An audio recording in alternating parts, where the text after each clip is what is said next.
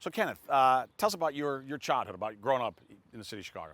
So yeah, I'm kind of a South Sider and a West Sider at the same time.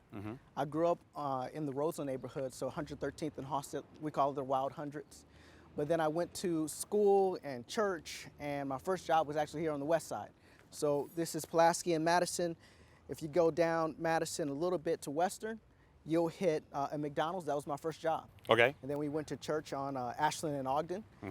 And that was where my elementary school was too. So kind of got South Side roots, but also the West Side roots too. Okay.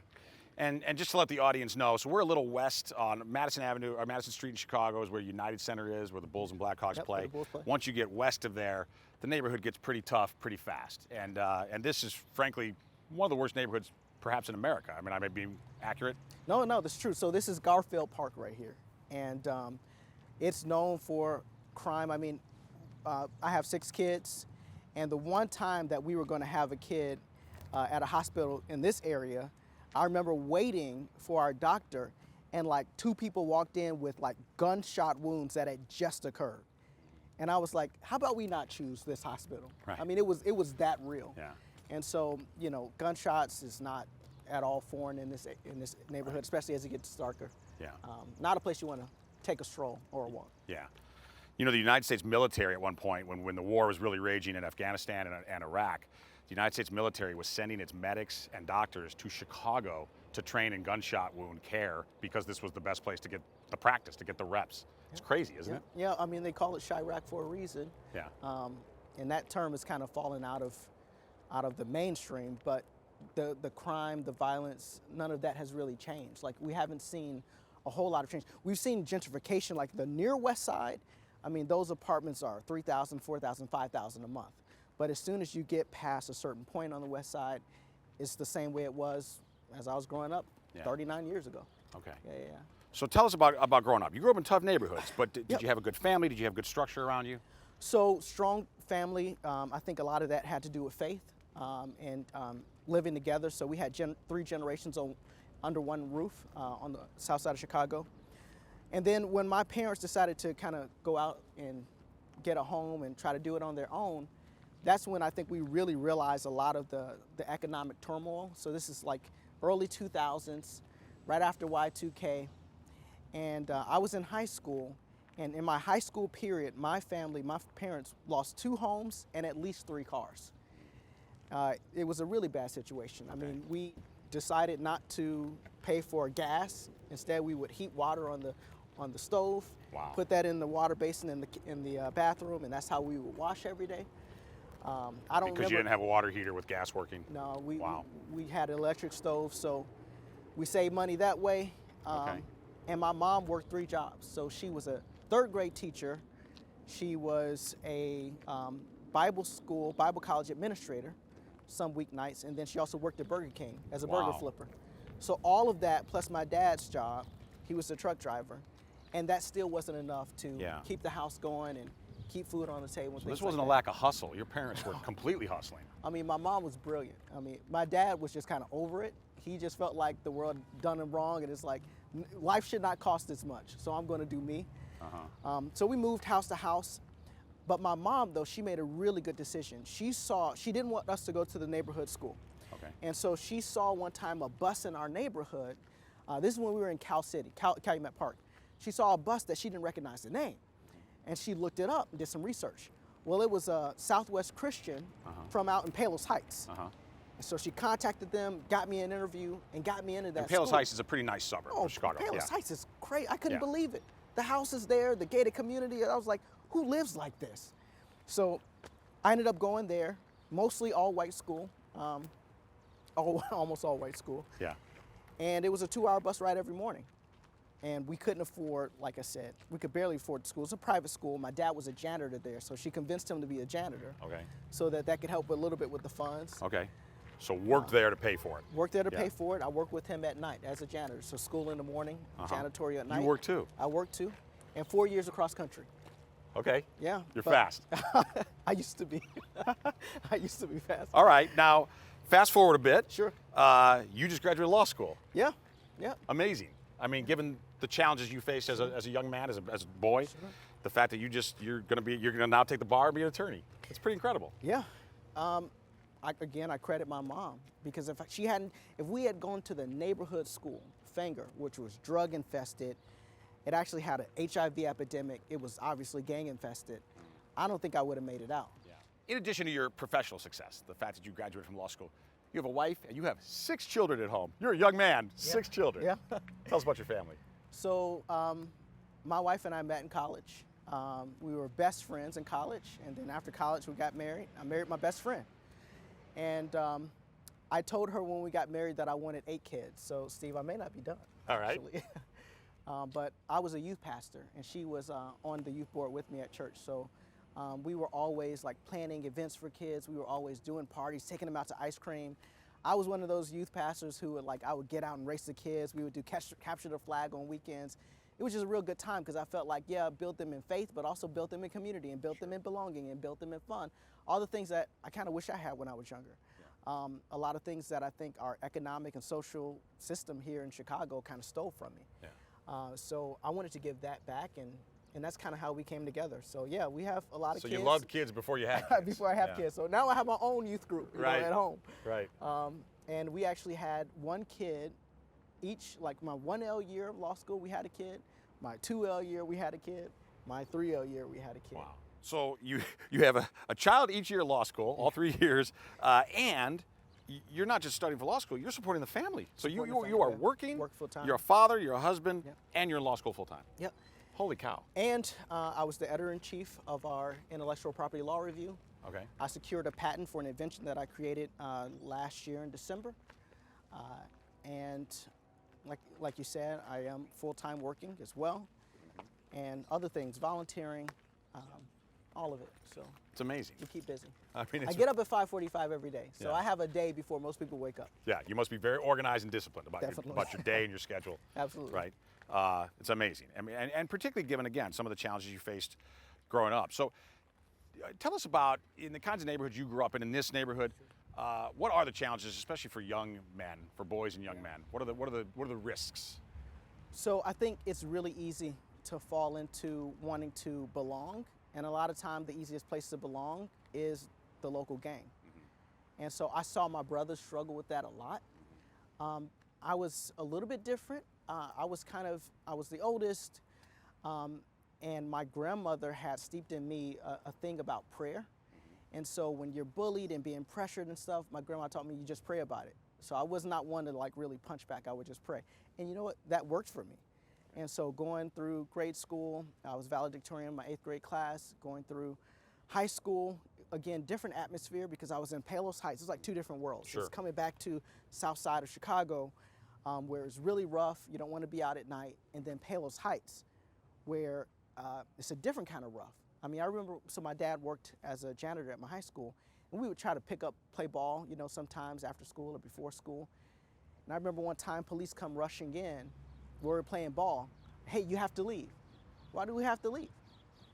You don't belong here. Give us your ID. So assumptions that we weren't from that neighborhood. Now, they were right, but how do you just know that Right. with us playing ball? But you weren't doing wrong. No, so, yeah. no, of course not. So that kind of tension was still there. Sure. And even at the high school, you had really good teachers, and then you had some that you had problems with, and students, of course. So it was a little bit different kind of pressure, but I would take that over the gunshots at night and Sure. ducking and hiding Yeah. when you're on the south side. So that was a different kind of pressure. And what attracted you to the law? So I guess we would need to fast forward into college. I started college at Illinois State University, and this was 2004, so I was just old enough to vote for the first time. Okay. I voted for John Kerry because the Democrats had a very active, kind of organizing thing at the school, and everybody said he was the good one and Bush was the bad one. So I wanted to do the right thing and vote for the good one. So that network effect played on me. I voted for John Kerry, and I tried to get involved with school, but again, those pressures of not having clothes to wear to class. I wore the same 5 outfits all the time in college. Didn't have money to get my clothes washed or So have you were financially strapped in Oh, college. man. You had no extra. It was dough. bad. It weighed on me too. Okay. I just felt like I wasn't deserving. Yeah. The imposter syndrome. And so I avoided situations where that would come out. And I didn't do well my first semester. Academic probation. Second semester, I was kicked out of Illinois State. Wow. I tried to go back to school, went to Heartland Community College, and I couldn't hack it. By that time, I had developed a drinking habit, smoking cigarettes, experimenting with drugs, all of it, and didn't last at Heartland, so dropped out. That was, I think, a large part of that had to do with the socioeconomic effects that were bearing on me, but also my own decisions. Like, I take accountability for like developing that habit, those habits. What really got my attention though, so April of 2006, it was April 1st, and it was April Fool's Day. And I remember calling my mom and saying, "Hey mom, I'm in jail, you have to bail me out," just as a joke. And she was like, "Kenny, what are you doing in jail?" I'm like, "You know, Ma, I just made some mistakes." Well, as chance would have it, that night my roommates threw a party. Cops busted it. They put me in cuffs. Oh my gosh. And I ended up in jail. You predicted your night. I ended up in jail. But that was actually a good mistake though. I Okay. mean, they gave me a misdemeanor, so now I have a record. And I remember getting back home after getting out, turning on the TV, and Carrie Underwood was singing "Jesus Take the Wheel." And I didn't think that was a coincidence. It hit. And I was like, I need that. You think the Holy Spirit was talking to you? 100%. That was like one of the first moments of like a return for me. The second one came that July when my roommates were passing around what I thought was weed. I never did anything harder than weed. But, not that weed is hard, but I never did anything harder than weed. And someone had laced it, like put something in it. So when I took the drug, I immediately overdosed on whatever was in it. And they were pushing me to do it first. They were saying, "Pace, you do it first." That was my skateboard name. Pace. Yeah, Okay. Pace, you do it first. You do it first. And so I did. And I went into some kind of, I don't know, shock or something. Heart started beating. Couldn't really think straight. Started calling my mom. Said, "Hey, pray for me. I don't know what's going on." My dad, my auntie, my grandma, pray for me. And then I blacked out. I don't remember the next 2 days. Holy cow. The next thing I remember was my mom came down to the college town, picked me up, took me to a church conference. And at the church conference, I was avoiding church, trying to find the closest bar, but I ended up going to some concert, and there was a preacher after the concert. And God spoke to me and said, "It's time for you to change." And so when I got back to the college town, I really did make a committed decision to try to move some things around. Okay. Enrolled back at the community college, did much better, spoke at the graduation there, joined the peer mentor program, got a So wait, mentor. you went from getting kicked out to being the commencement speaker. Yeah. That's a comeback. Commencement speaker at Hartley Community College. I credit a lot of that to my church community that I found there, and Adam McCreary. I don't even know where he is right now in life, but he was a reserve Army guy who was going back to get a degree. He was my peer mentor, and he was like, "Promise me you'll never miss a class again." I was like, "I promise." "You'll study 2 hours for every 1 hour in the classroom." I was like, "I promise." He was like, "You'll meet with every professor once every 2 weeks." I said, "I promise." I did that throughout community college, and then transferred to 4-year, did that throughout 4-year. I was actually homeless for a short bit of that time, 7 months homeless, living at Bill Shelter Home, Bill Shelper in Bloomington, 7 months. But even through that period though, I kept that commitment that I made to Adam. And I went from homelessness to Dean's List at Illinois Wesleyan. I traveled with the president of that university all over. They invited me to Naples, Florida, Arizona, here up in Chicago, spoke at the Peninsula. So meeting alumni and donors, that kind of thing? Alumni, donors, raising money for the university, just talking about my story. Graduated, and right before I graduated though, that was kind of like when Obama was coming on the scene. So 2008, he's running. By that time, there was a big get out the vote effort. I mean, it was even bigger than John Kerry. Talk about network effects. You heard about Obama everywhere. It was in the news. It was on the newspaper, ubiquitous online. Even at church, like my black pastor was like, "Y'all better vote for Obama. He's the first black president. You have to vote for him." Yeah. And I was like, "Yes, Pastor." I feel like I'd be in sin if I didn't vote for Obama. So it was everywhere. Everybody's talking about him. And at first you were buying it. Of course. Yeah. I don't know anybody who didn't. I knew very few who didn't. Yeah. Because, I mean, he was smart, Harvard, editor-in-chief of his law review. He was a professor. He did have office. I mean, he was pretty young, but he had been, state office, then Senate, Right. and now running for president. And he said all the right And a things. Chicagoan, which you had to love. Of course. Yeah. From the South Side. Right. Yeah, so, of course, everybody was for him. And I was so bought into Hope and Change that I remember watching the inauguration at Buck Hall at my university. And then I remember saying, I'm going to track all the promises that he made during this campaign. And as they come to pass, put the dates on it. So if anybody ever says, anything about Obama, I'll have evidence. Okay. I have demonstrated evidence. This is what he said, like he's going to close Gitmo day one. He said it, he did it. Except he didn't do. Except he didn't. He didn't do a lot of those things. Okay, so you're keeping a careful list of Obama's campaign promises, That's right. and once he's in office, you're tracking. Yes. Okay. Yes. So tell us about that process. Okay, so at that time, I was just deciding to become a political science major. Not because of anything with Obama, just because I was kind of led there. Okay. I thought through, how did I get in the situation of being homeless? And so I started out with sociology, like what about the structures and systems would make this happen to me? And how did I fall so fast, so quickly?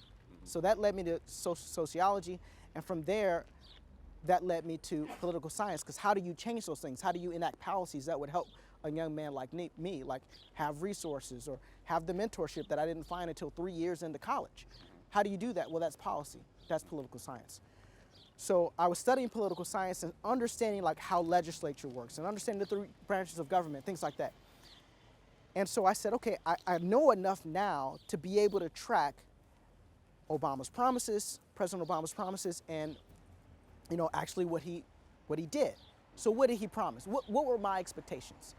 If you asked me back then, what I thought was obvious was that racial tensions in America would heal, or at least have significant resolution. I thought that was a given. Like, how could that not happen? With a black president. With the first black president. Yeah. So that was a given. But I think if you asked me back then, what was I really expecting? I would have said the wealth gap to close.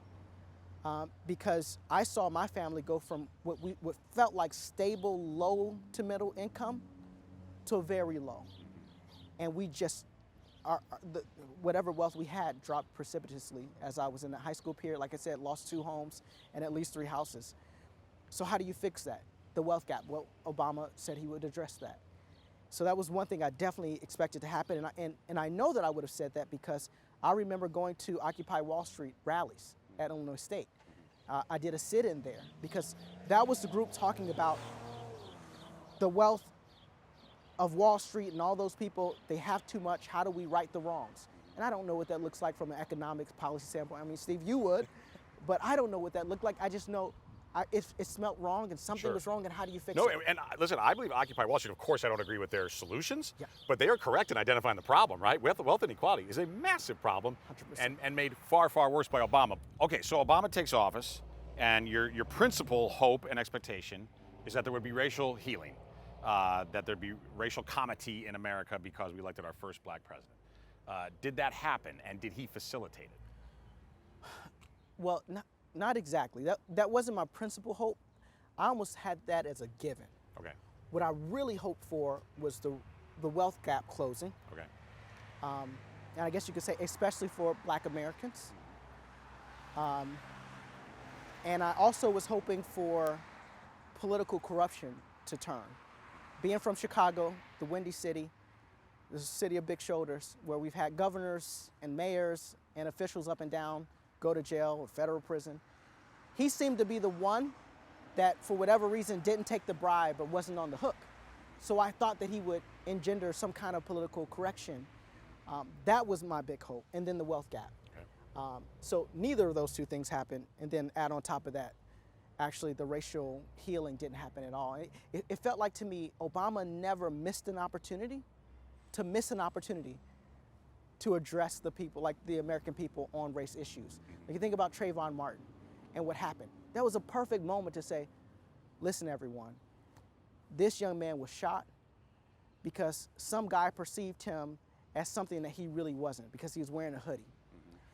And that's not a racist thing necessarily, because if you think about it, the music that's pumped to the black people and to all people, and the culture that wears hoodie and baggy pants and talks about being strapped and talks about doing drugs and talks about credit cards down ladies' butts, that culture, this is what they dress like.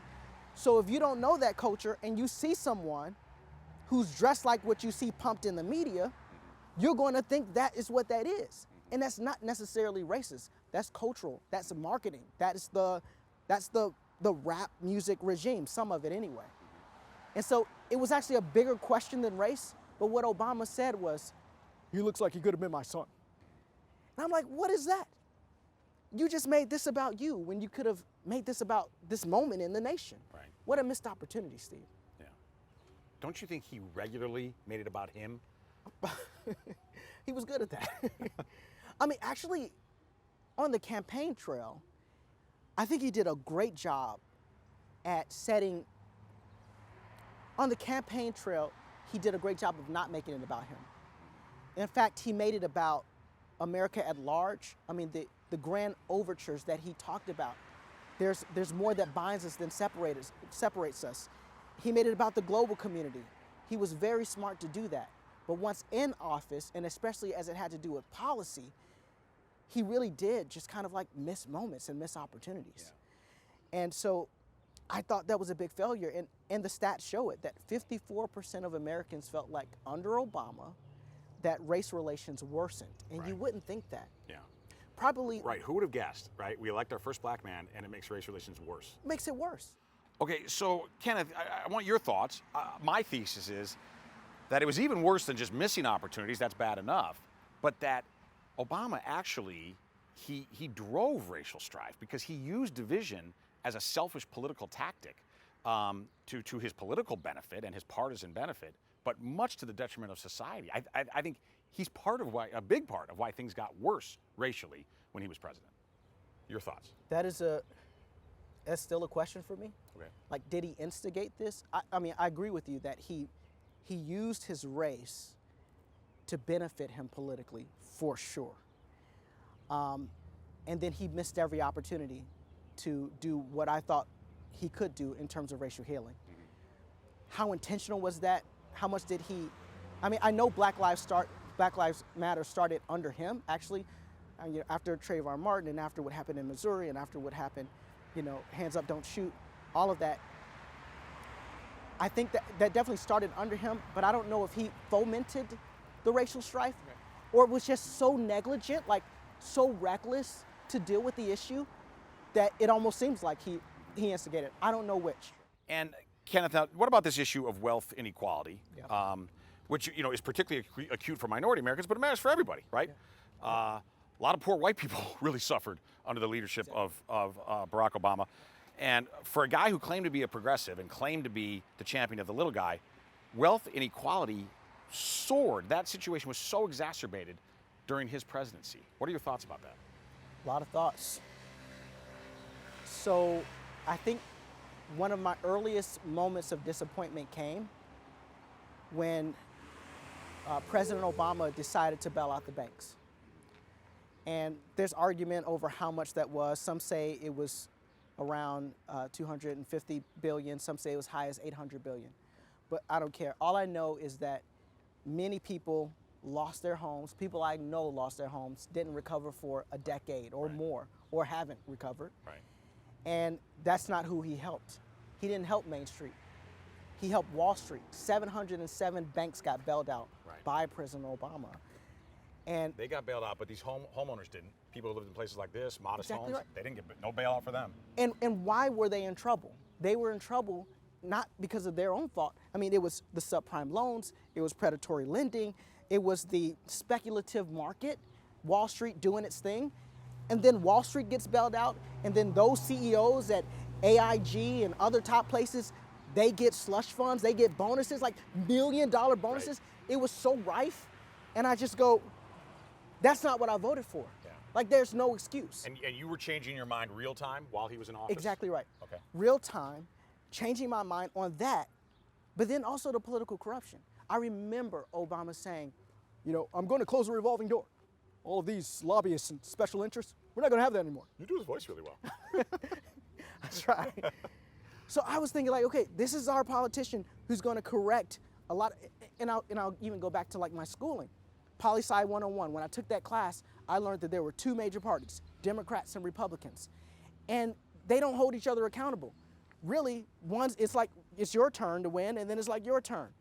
And I was like, well, there should be a third party. Just like we have three parts of government, there should be a third party that comes up and make sure that nobody stays in, like everybody stays in check. Right. Because they're both on the hook. They both do the pork barrel spending. Sure. They both do By the way, nice I little would gifts. suggest to you that in effect, a third party did happen. It's America first, but it just overtook the Republican Party. I mean, in a hostile takeover. Sure, sure. I mean, that's my thesis. It could be. Yeah. It could be. I think time will tell. But, I mean, and you're right, too, because you see like the Nikki Haley's of the world are one faction, and then you see like the Trumps of the world another faction. And those two parts, I mean, we agree when we need to. Yeah.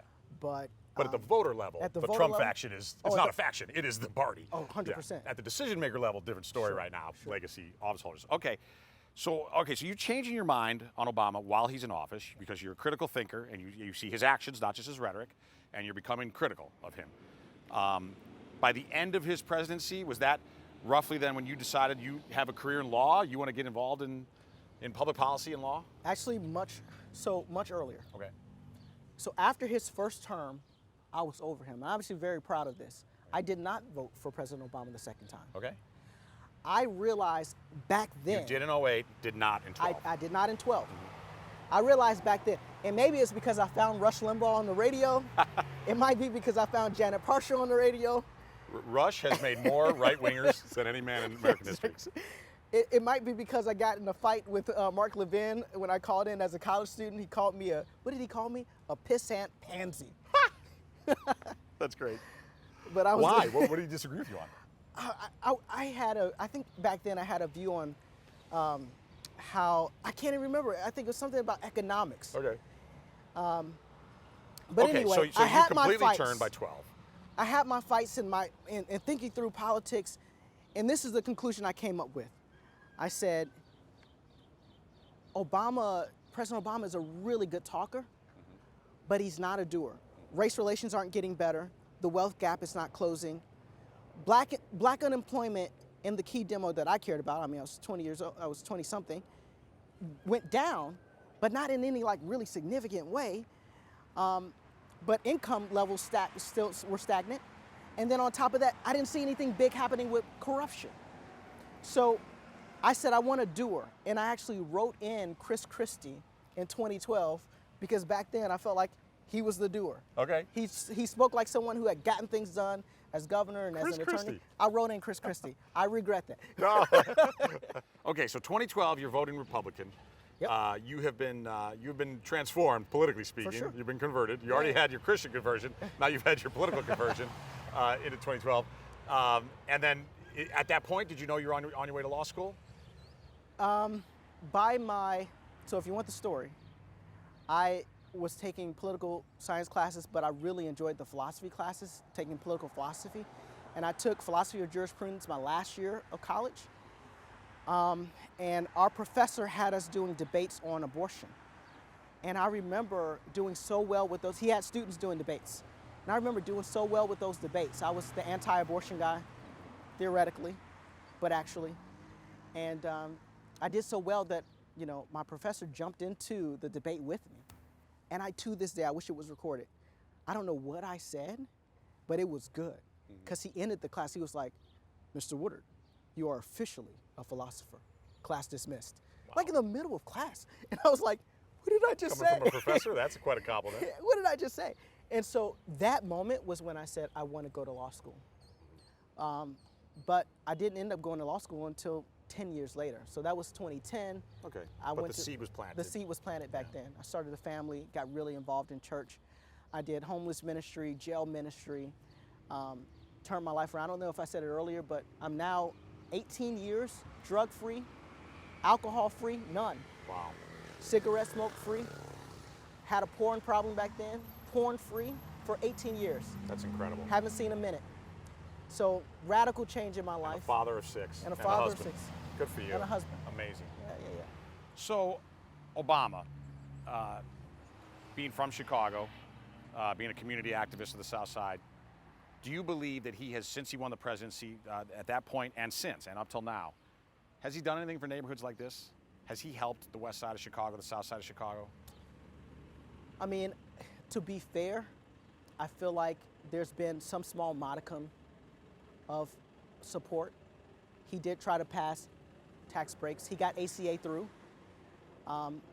I don't support the ACA because it was overreach. I mean, even the Supreme Court overturned the individual mandate. But I understood what he was trying to do. He was trying to make healthcare more affordable. That's admirable. I give you that. He did pass some tax cuts. I give you that. But for all the highfalutin overtures that he made on the campaign trail about how America needs hope and change, like that crap, that didn't happen. And I'm still waiting for that. And even since then, like, so post-Obama presidency, I feel like he's become more of an instrument of the just partisan Democrat politics, and more of an instrument, honestly, for the LGBT community. Now, I will preface that I'm not homophobic, but I also did not vote for him to literally put most, if not all, of his energy in his second term into that project. Sure. And I think most Americans, whether you agree with it or not, would say that's not, I mean, when he was campaigning and when he was doing speeches, there would be like moments where he would mention, you know, our gay brothers in the South or something like that. Like, it would be a fair mention when he was campaigning, but not like, here is my vision for the country to remake the way we see. Right, to redefine marriage. And Marriage, yeah. I mean, DOMA, gone, don't ask, don't tell, gone under Obama. And I'm not even saying I supported those things, it's just like, that was obviously his project. Yeah. And that's when you started to see the cropping up of, you know, Drag Queen Story Hour, right, and the educational landscape changing to more, to proliferate, you know, trans ideology. Right. That all kind of started under Obama, which I don't think anybody knew was going to happen or voted for. Right. But it had to be his agenda. Well, and in 2008, he ran on a platform insisting that marriage was between one man and one woman. That is right? exactly, people forget this. He was quite the opposite. Exactly in 2008. right. And here's the thing, even if you believe in redefining marriage, which I certainly don't, but even if you do, I think a reasonable person would say, to your point, this shouldn't be the priority, right? We have such bigger problems in America, this particularly at that moment coming out of the recession, right? Exactly right. Neighborhoods, where he was coming from, that was the issue. Like, real lived stories, many that he talked about on the campaign trail, where people couldn't afford their health care, couldn't afford to make the next payment for rent or for mortgage, and we all felt that, and that didn't get done in large part. According to Federal Reserve data, Black Americans during the Obama presidency lost 30% of their net worth. 30%. Now, he inherited an economic mess, That's so right. you can excuse the first couple of years, Sure. but that doesn't count for 8 years, Sure. right? It was the worst period in terms of total net worth. It was the worst 8-year period in American history, even worse than the Great Depression. That's how bad the damage was. Only 10% of all Americans saw their net worth increase during his administration. The other 90 lost ground with the progressive in office. Let me ask you this, what about post-presidency? Because, listen, I lived in Chicago almost my entire life, lived here for 50 years, raised a family in the city. Once Obama was done being president, I never saw or heard or read about him being here. I don't know if he's barely been here, to my knowledge. He pops in. I remember famously he had jury duty here after his presidency, so he came in for that. I actually met him once when he came in for his first, it was the Obama Summit, the inaugural Obama Summit, and I met him. My organization that I worked for at the time was volunteering, and so I helped out and went to volunteer, and I was put with Secret Service as a volunteer, so that was cool. So I hung out with Michael from Secret Service, and I asked him all kinds of questions. What's Obama really like? By that time, I'm not a huge Obama fan at all, but I didn't tell Michael that. Yeah. And so there was a moment when Obama was coming through that area where we were. They cleared the entire room, and it was just Michael and I waiting for President Obama, and he walks in with David Axelrod and Valerie Jarrett, his campaign manager and senior advisor, and they stand right in front of me. That is the Chicago crew. That's That the was the Chicago crew. power Yes, exactly right. Trifecta. They were right in front of me. Like, Steve, President Obama was right here, and I was like right here. Yeah. And they're making dinner plans. David Axelrod, so you want pizza? Whose house are we going to go to? And I was like, President Obama, I can't get my words out. Mr. President. I still couldn't talk. It's like, Mr. President. He's like, hey, you're doing a great job. And then he went back to his conversation. So I actually got to meet him. Okay. And I was like, I hope he doesn't figure out that I don't vote for him. Right. So, to your question, he's been here a few times for different events. Okay, how about this though? Has he invested himself? Is he trying to make this neighborhood better? I mean, you probably know that there was a lot of talk about where he would put the presidential library. And Southside, we didn't want it. Southsiders did not want it. Because we had seen throughout his presidency, regentrification all over the place. Rents are still going up. Steve, you wouldn't believe what I pay. Rents are still going up. And we were like, we don't want it in our community. Because what's going to happen is that developers are going to come in, they're going to price out black families, people are going to come in, and that whole area is going to be gentrified. So we didn't want it. Well, he got it anyway. It's still being built. And by the way, I think it's hideously ugly. What do you think? it actually, I know that's subjective, but I do. no, it's factual. It's objective. It's a block. It's like literally a stone that I don't even know what it's trying to be. Like Stonehenge kind of vibes. I don't know. It's weird. And the total cost of almost $1 billion. Yeah, you got to wonder. I mean, what could we do with $1 billion here on the West Side? 100%. I mean, we could fix a lot of things. And I trusted President Obama, to be smart enough to figure out what that looked. I don't have all the answers. I'm not an economist. But I trusted him to figure that out and to get like real things done, and he didn't. And I think the biggest tell that shows you that he didn't get the job done for black Americans is that the person who came after him, that candidate said to black people, after the first black president in the United States, his appeal to black people was, what do you have to lose? Right. And while that was kind of dismissive and disappointing, it was also absolutely true, because we had not gained under Obama. Yeah, amazing. No, I believe there is no Trump if there's not Obama. 100%. Right? He is the natural reaction 100%. to Obama. I believe that. I tell people all the time, if I could get a president that speaks like Obama, but has the stick-to-itness and can get it done like Trump, that would be the perfect person. That's like really what America needs. Right. And I've learned to be okay with how Trump talks, because I think I'd rather have results than someone who could make me feel good after a speech. Yeah. Let me ask you the last question here. Let me ask you, last November, President Obama really tried hard, I think, to intervene for and try to work on behalf of Kamala Harris for her 100-day sprint after she was coronated, not elected, not really selected, not elected to the nomination. Love that the Democrats always talk about democracy, but then they don't follow through. Right. So he campaigned very hard. Yeah.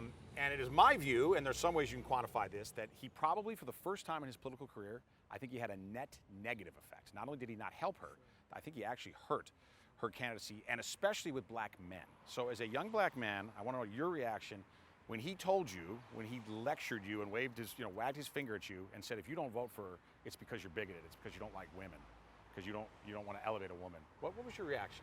Talk about not being able to read the room. So he's the first president not to leave Washington after leaving.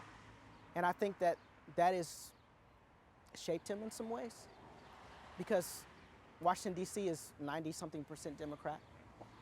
And I'm an independent. I'm not Democrat, not Republican, but I know that it's very partisan. And they think a certain way. And they don't trust Americans to make decisions for themselves. When we looked at Kamala Harris, Vice President Kamala Harris, when we saw her campaign, it didn't connect. For me as a black American, it did not connect. Like, in what way was she appealing to me? Especially when she got up there and someone said, Jesus is Lord. She said, you're at the wrong rally. I was like, that's literally all I need to know. And I tell my Democrat friends, I guarantee I pray for Kamala Harris, Vice President Kamala Harris, way more than you do. Because like her and Obama and Biden and Trump, I pray for all of our elected leaders. I care about them. I want them to be, they're our leaders. I want them to be good for the country. Right. I have hope for all of them. I pray for Brandon Johnson here in Chicago. Absolutely. Even though I think he's a disastrous leader, I pray that he reforms and improves. When someone has the wheels of power, it's my job as a Christian to pray for them and hope for the best. But when he said that about black men not supporting her because of misogyny, I thought it was such a missed opportunity. He never misses an opportunity to miss an opportunity. He could have looked at us and said, Black America, here is why I'm supporting. Instead of blaming, instead of being partisan and polarizing, here's why I'm supporting Kamala Harris. Here are the policies that I can get behind. He didn't speak to me at that level.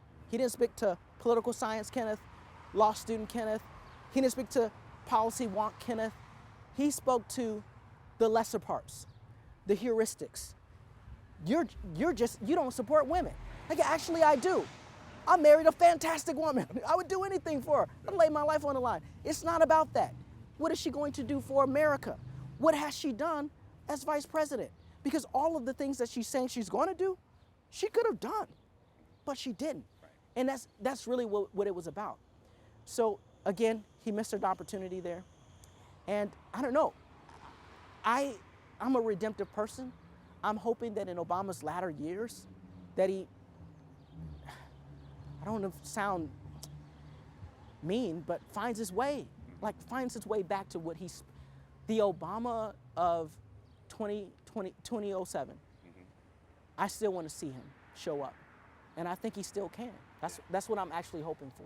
Right. Well, he has an incredible platform still. I think that platform is being diminished, but he still has an incredible platform. And I also, to try to be fair to President Obama, I believe this, that it was a huge accomplishment for the country and for him to elect our first black president, right? To a country that once viewed black men as property, elected one to the Oval Office. That's an unbelievable accomplishment for him and for this country. I think, though, that unfortunately then he took that gift and, in my view, largely squandered it. 100%. I can't agree more. I can't disagree with you, Steve. And as a project of my own, because I am in the political scene. Like I'll follow politics. I'm not a politician, but I follow politics pretty closely. Which is what I love. I like to ask people here in Chicago, especially Black Americans, Black Chicagoans, like, hey, what did you think about Obama? I love him. He was the best thing. First black president, so smart, handsome, gifted. I'm like, yeah. So what did he do for you? Well, he passed that healthcare thing. Like, yeah, he did. And what else? He's a good singer. He represents well. Yeah. So nothing. And if you really drill, I think for any person, that's when you start to see the gears turning like, wait a minute, he didn't do all that much. And again, I'm kind of proud that I started to realize that back in like 2011, 2012. I wasn't going to vote for Mitt Romney because he was weird. It's like, how do you? I don't blame you for that. I mean, I did, but I didn't like it. So. I mean, he actually started Obamacare started in Massachusetts when he was governor. Yeah. So I was wanting a doer. But I ask people that all the time. I say, what did he done for you? And I'll tell you a quick story. I got myself in a lot of trouble one time. So I was at a coffee shop down the street. Okay. And a law school friend of mine popped in and said, hey, you're Kenneth, right? I was like, yeah. He's like, man, you're doing great stuff. I see you all over LinkedIn and everything. It's like, thank you, man. He's like, oh, by the way, this is my friend. Won't say her name. I was like, how you doing? Did we go to school together? She's like, yeah, I just graduated, took the bar pass. I was like, great. And we started talking politics. I said, why don't you sit down? Like, let's just sit and chat. Super left wing. She was like, we should get rid of the Senate. Like, the Senate shouldn't exist. Get rid of, deconstruct everything kind of person. And I said, what did you think about when Obama said about, this misogyny comment? I brought that up. And she said, I agree with that. Like, black men are misogynistic. They just never want to see a black woman in office. And I said, for me, that's not true. I cannot wait to vote for a black woman seeking the highest office. And I didn't realize what I said because she was like, wait, you mean you didn't just vote for a black woman? I was like, no. You outed yourself. She got up, she walked out. She was so pissed. She was like, I'm never talking to you again. Wow. And I was like, ooh, missed that. Yeah. That may not be such a loss. Hey, Kenneth, this was wonderful. Thank you, brother. Steve. Thank you Appreciate for it. everything. And thank you for everything you're doing in this community, with your family, in the law. Yeah. Appreciate it. Thank you, Steve. Appreciate it.